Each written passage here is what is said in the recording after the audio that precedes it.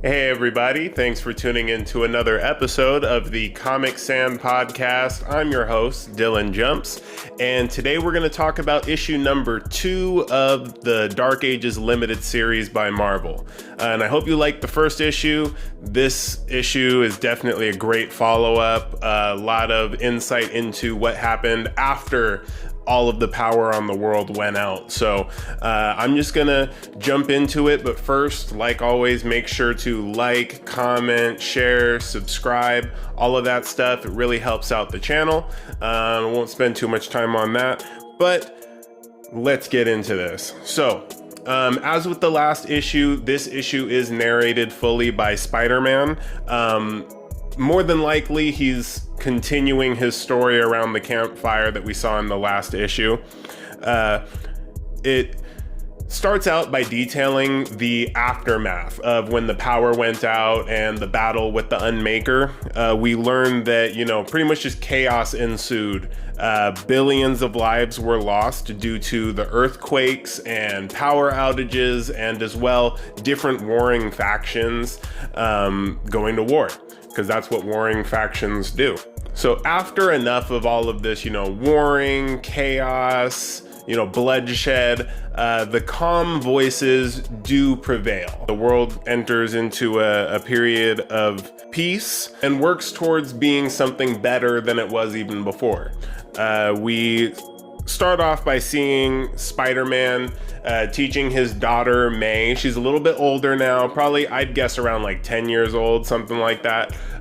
We see him teaching her web swinging by playing a game of tag in the forest. He explains in his narration that the people left have all concentrated to these super cities that are actually linked by each have their own powerful telepath. They do, check-ins. I don't know if it's every day or weekly or whatnot, but the telepaths are all connected to each other even though they're separated by distance, they're still, connected in that way. Wakanda does become the Earth's capital, and this is where some of the world's greatest minds gather to, collaborate and reimagine what the world could be and work on new technologies. And that includes, Tony Stark, Valeria Richards, which is the daughter of Mr. Fantastic and the Invisible Woman. We've also got Black Panther, because obviously, we're in Wakanda and he's a bright guy. And then even someone as surprising as Doctor Doom is, part of the effort to make the world a better place. We find that large systems of webs, Spider-Man's webbing, are actually used as a makeshift security system around the strongholds of the New World. We see this in action actually while Daredevil is on watch, and he senses that they're about to be attacked by various creatures of the night. So, such as werewolves and vampires.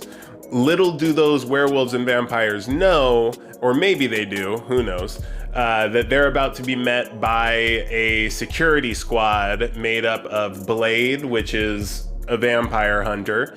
We've also got Wolverine, but not Logan, Laura. If you've been watching the videos about the X-Men series going on right now, it's that same version of Wolverine, Laura, who is a female clone of the original Wolverine. And then in addition to that, we've got Scout, which is actually a younger clone of Laura. And whereas Laura has 2 claws, Scout has 1 claw on each hand. And what's really cool is what they do is Laura dips her claws in silver, and Scout, or Gabby is her actual name, she puts wooden stakes on her single claws. So, they're ready for this. In addition, we've also got Elsa Bloodstone.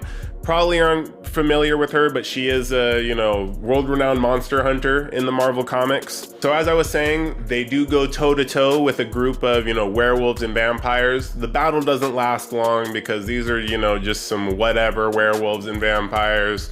Whereas we've got a team of heavy hitters protecting the city. After that, small battle, we see Tony Stark and Pepper Potts' home being invaded by another vampire, actually just to be beheaded by a surprise guest, which is Captain America. And if you're surprised that Captain America is using his shield to behead creatures, I was surprised too, but hey, it's the new world, so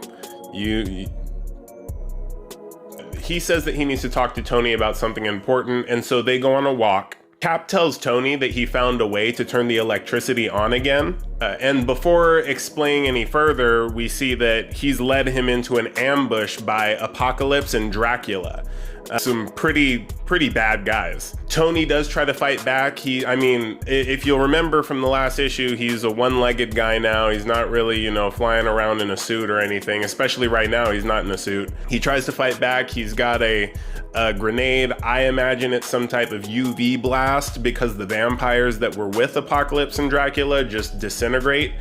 Dracula, on the other hand, he's a little too powerful for that. So he grabs Tony Stark, and as Tony Stark is asking Cap to help him out, hit Dracula, whatever, Cap straight up says no and just busts him in the face with the shield, knocking Tony out. I know you're surprised by that, but even more surprising, Cap turns out to be Mystique. So don't go condemning Cap. He didn't actually do this. This is a shape-shifting mutant working with Apocalypse named Mystique. You've probably seen her in the older X-Men movies or even the more recent reboot of the X-Men movie series. Tony wakes up in Europe where Apocalypse has people working on a new electrical system, including Mr. Fantastic and someone you probably haven't heard of yet, but is likely to make an appearance in the Marvel Cinematic Universe in the next few years, is Riri Williams, or Ironheart.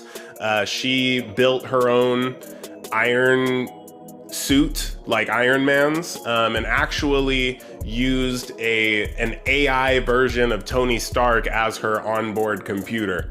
So right away we're confused at why, two heroes, Mr. Fantastic and Riri Williams, or Ironheart, are working for Apocalypse. People had thought that they were dead, actually. We find out that the machine that Apocalypse is using to make his new type of electricity is actually powered by an imprisoned Magneto. If you can't tell by the name Magneto, he's got magnetic powers that somehow is powering this machine, this power grid, in a way that isn't affected by that EMP portal that was opened by Doctor Strange in the last issue. You can tell that Tony's not okay with this. He's not about to help out willingly, and that's when Kilgrave comes in. And if you've seen the Jessica Jones series on Netflix, you're familiar with Kilgrave. He can pretty much control people's minds, and in the comics he's actually purple. They call him the Purple Man, and so he takes over Tony's mind to force him to help, and then Apocalypse reveals that what he's trying to do is wake up the Unmaker. From the previous episode, you should probably remember that, big baddie that they went into a pretty catastrophic battle with, and that's the end of the issue. I think things are getting pretty crazy. I'm not sure if Mr. Fantastic had to have his mind taken over by Kilgrave, or if he's helping him willingly. That still remains to be seen. I think right now the assumption is that his mind has been taken over, but we may find out that he wanted to contribute to making the world electrified again. Electrified is probably not the right word there, but you get it. And so that is this issue. Let me know what you think about it in the comments. Any questions about it, anything you were confused about, anything you want to know about some of the characters that I mentioned that you may not be familiar with, go ahead and, like always, drop that in the comments. Also, I did want to first remind you guys, go follow the Instagram. I'm gonna start posting some cool stuff up on there, stuff that isn't necessarily going to be on the show. So that's just another way that you can follow the happenings at the Comic Sans podcast. And as well, I did want to let you guys know that I do have a merch shop up now. You can actually go to jumpscreative.com, go to the shop tab, and it'll take you to our Redbubble store. And right now, we've got the logo available on different shirts, different items in general. You can even get like pillows, phone cases, what have you, and then you can get them shipped directly to you. Some stuff on there is pretty cost effective. You know, if you want to help out the show a little bit, you can always go to jumpscreative.com shop tab, or as well, I'll have the link to the Redbubble store directly in the description below. So go ahead and check that out. Other than that, like I've said in the past, go see Venom if you haven't already. Good movie. And yeah, thanks for watching, and I hope to see you next time.